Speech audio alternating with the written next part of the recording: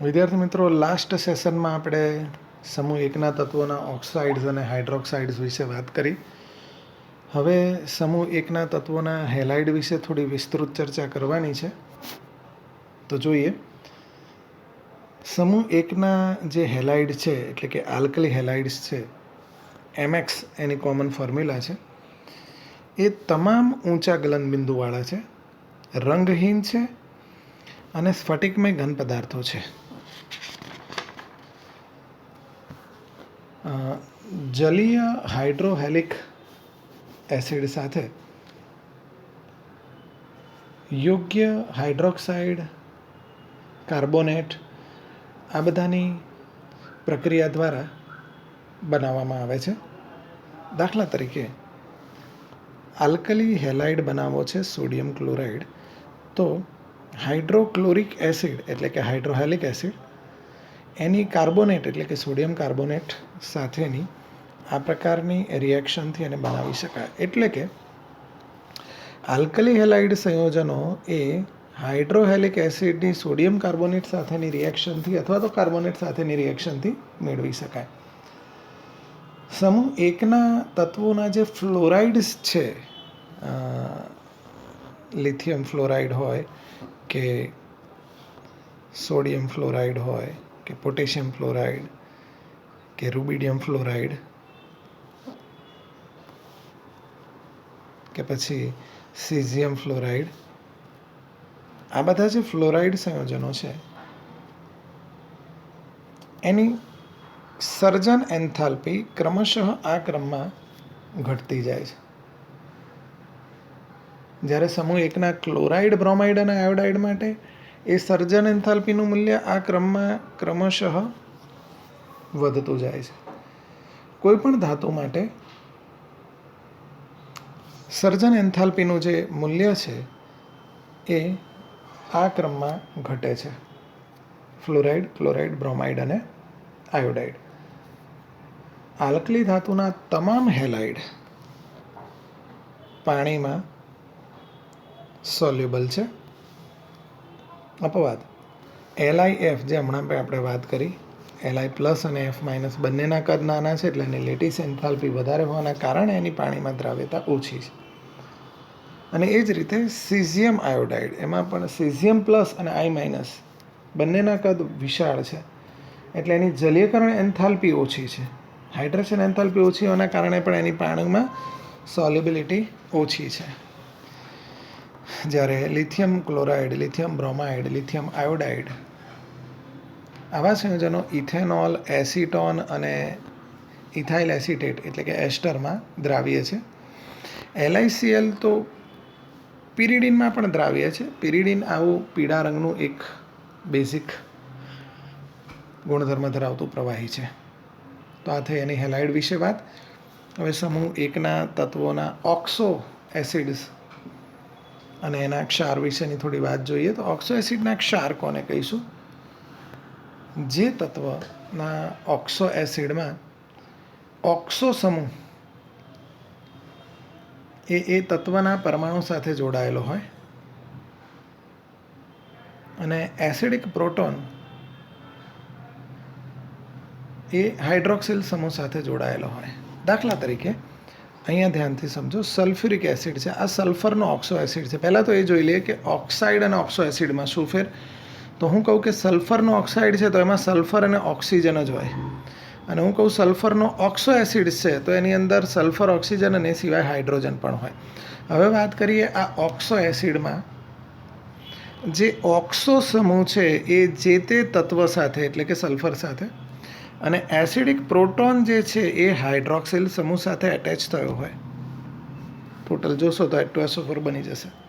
એવી જ રીતે કાર્બોનિક એસિડમાં પણ જોઈએ, ફરીથી એક વખત આમાં પણ ઓક્સો સમૂહ જે તે તત્વ સાથે અને એસિડિક પ્રોટોન એ હાઇડ્રોક્સિલ સમૂહ સાથે એટેચ થયેલો હોય છે. આલ્કલી તત્વો તમામ ઓક્સો એસિડ સાથે ક્ષાર બનાવે છે, જે પાણીમાં દ્રાવ્ય પણ હોય અને ઉષ્મીય રીતે સ્ટેબલ પણ હોય છે. સમૂહ એકના તત્વોના જે કાર્બોનેટ છે M2CO3 અને મોટાભાગના બાયકાર્બોનેટ MHCO3 એ પણ ઉષ્મીય રીતે સ્ટેબલ હોય છે. આ તમામ કાર્બોનેટ અને બાયકાર્બોનેટ ઉષ્મા પ્રત્યે વધુ સ્ટેબલ હોય છે. વળી સમૂહમાં ઉપરથી નીચે જઈએ એટલે સ્વાભાવિક રીતે વિદ્યુત ઋણતા ઘટે અને વિદ્યુત ઘનતા વધે, તો એની સાથે સાથે એની સ્ટેબિલિટી વધે છે. ઉપરથી નીચે તરફ જતાં કાર્બોનેટની સ્ટેબિલિટીનો આ ક્રમ દર્શાવેલો છે. જુઓ, લિથિયમ કાર્બોનેટ કરતાં સોડિયમ કાર્બોનેટ, એના કરતાં એનો પોટેશિયમ કાર્બોનેટ, એના કરતાં રૂબિડિયમ કાર્બોનેટ, એના કરતાં સીઝિયમ કાર્બોનેટ. આમ જઈએ એમ સ્ટેબિલિટી વધે છે, એટલે કે આમ જઈએ એમ એની સ્ટેબિલિટી ઘટે છે.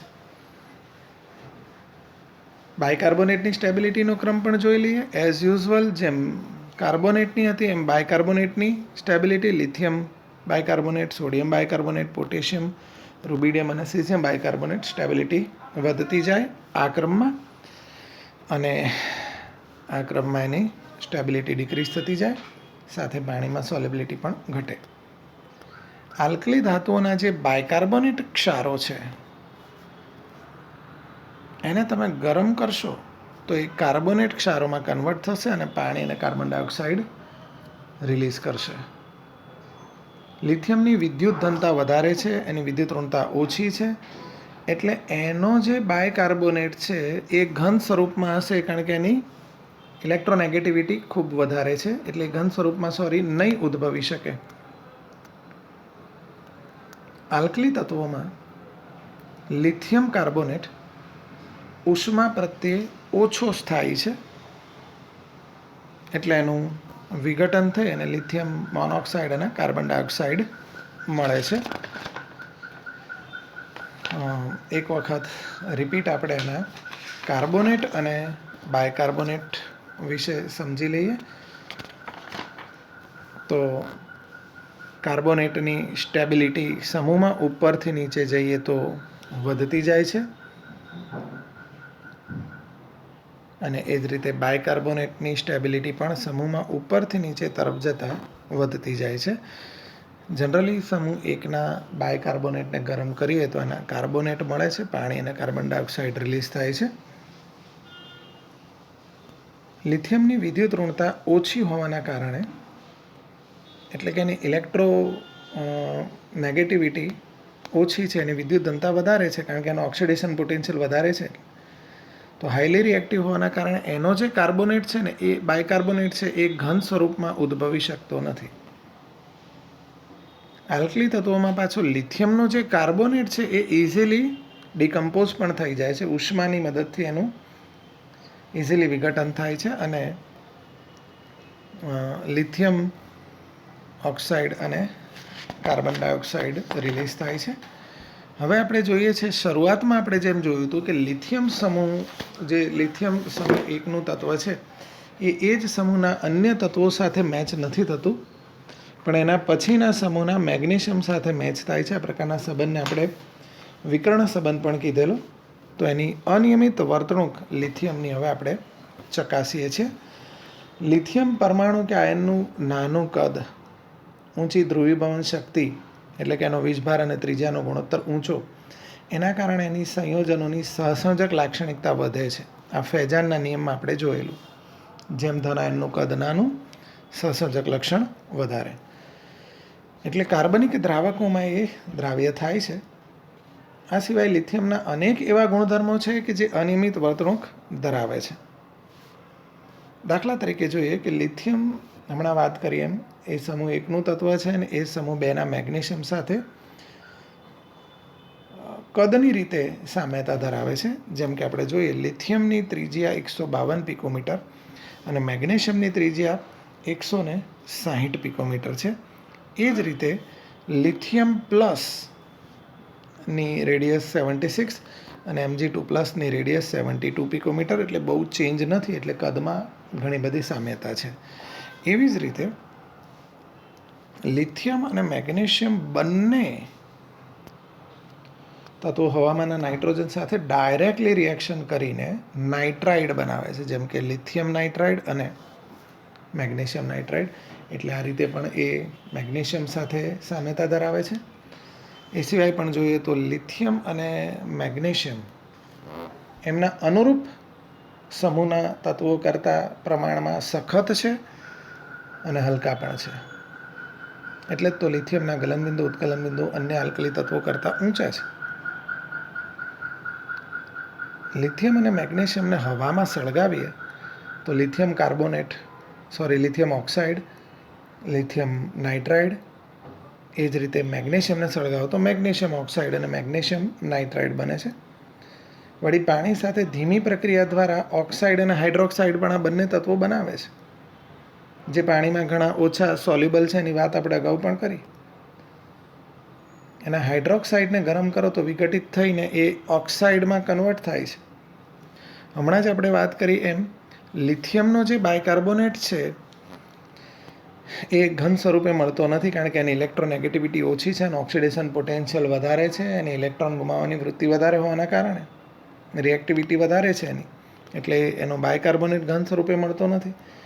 જ્યારે અન્ય આલ્કલી તત્વોના બાયકાર્બોનેટ તો ઘન સ્વરૂપે હોય છે. એવી જ રીતે મેગ્નેશિયમનો પણ જે બાયકાર્બોનેટ છે MgHCO3 ટ્વાઇસ, એ પણ ઘન સ્વરૂપે મળતો નથી. આ બંને બાયકાર્બોનેટ મોટે ભાગે પ્રવાહી સ્વરૂપે મળે છે. લિથિયમના કાર્બોનેટને હમણાં જ આપણે જોઈએ એમ ગરમ કરીએ તો એના ઓક્સાઇડ અને કાર્બન ડાયોક્સાઇડમાં કન્વર્ટ થાય છે. એવી રીતે મેગ્નેશિયમનો કાર્બોનેટ પણ ગરમ કરો તો મેગ્નેશિયમ ઓક્સાઇડ અને એના કાર્બન ડાયોક્સાઇડમાં કન્વર્ટ થાય છે. એવી જ રીતે લિથિયમ ક્લોરાઇડ અને મેગ્નેશિયમ ક્લોરાઇડ બંને ઇથરમાં અને ઇથેનોલમાં સોલ્યુબલ છે. લિથિયમ ક્લોરાઇડ અને મેગ્નેશિયમ ક્લોરાઇડ ભેજ શોષક પણ છે અને એના જલીય દ્રાવણોમાંથી LiCl.2H2O અને MgCl2.8H2O તરીકે સ્ફટિકીકરણ પામે છે, એટલે કે સજળ સંયોજનો તરીકે ક્રિસ્ટલાઇઝ થાય છે. જ્યારે અન્ય તત્વો આ રીતે સજળ સંયોજનો એટલે કે હાઇડ્રેટ્સ બનાવતા નથી. લિથિયમ ઓક્સાઇડ અને મેગ્નેશિયમ ઓક્સાઇડ વધારે પડતા ઓક્સિજન સાથે જોડાઈને સુપર ઓક્સાઇડ બનાવતા નથી. જ્યારે આપણને ખ્યાલ છે કે સમૂહ 1નો પોટેશિયમ, રૂબિડિયમ અને સીઝિયમ એ તો સુપર ઓક્સાઇડ પણ બનાવી શકે છે. લિથિયમ એ આલ્કલી તત્વોમાં સૌથી ઓછું રિએક્ટિવ ગણીએ પણ સૌથી પ્રબળ રિડક્શન કરતા છે. લિથિયમ એ ઇથાઇન એટલે કે એસિટિલિન સાથે ઇથાઇનાઇડ નથી બનાવતો, જ્યારે અન્ય આલ્કલી તત્વો આ પ્રકારના ઇથાઇનાઇડ બનાવે છે. લિથિયમ નાઇટ્રેટને ગરમ કરો, એની રિએક્શન જોઈએ.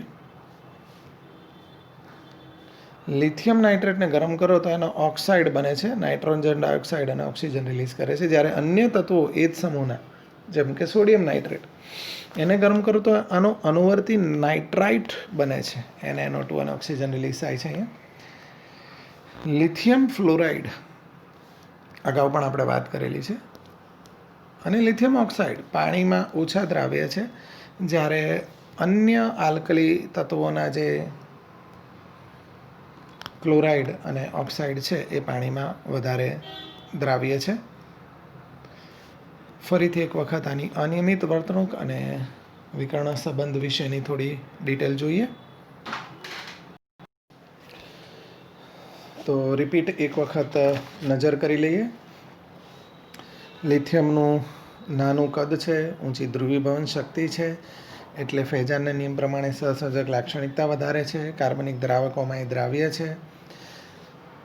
એ સિવાય જોઈએ તો એ કદની દ્રષ્ટિએ સમૂહ 2ના મેગ્નેશિયમ સાથે મેચ થાય છે.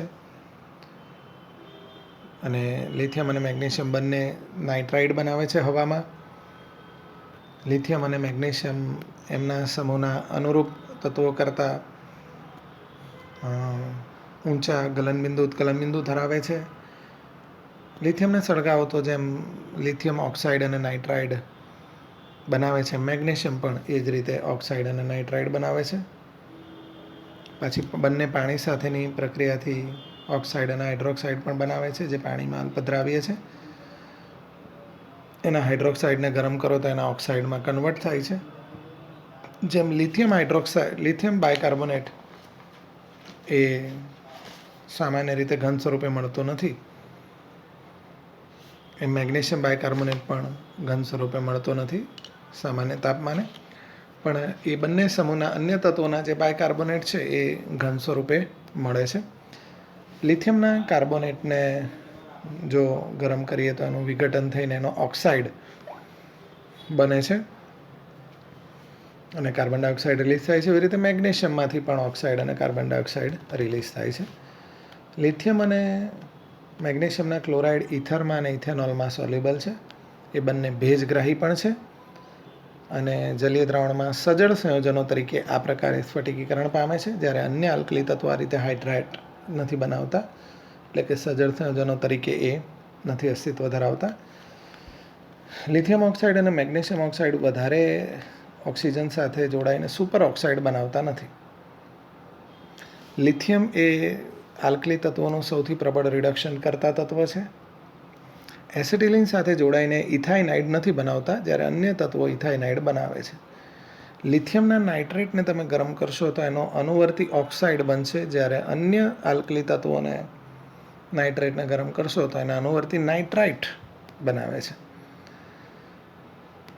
અને એ જ રીતે લિથિયમ ફ્લોરાઇડ અને ઓક્સાઇડ પાણીમાં ઓછા દ્રાવ્ય છે, જ્યારે અન્ય આલ્કલી તત્વોના ઓક્સાઇડ અને ફ્લોરાઇડ અને ઓક્સાઇડ પાણીમાં વધારે સોલ્યુબલ છે.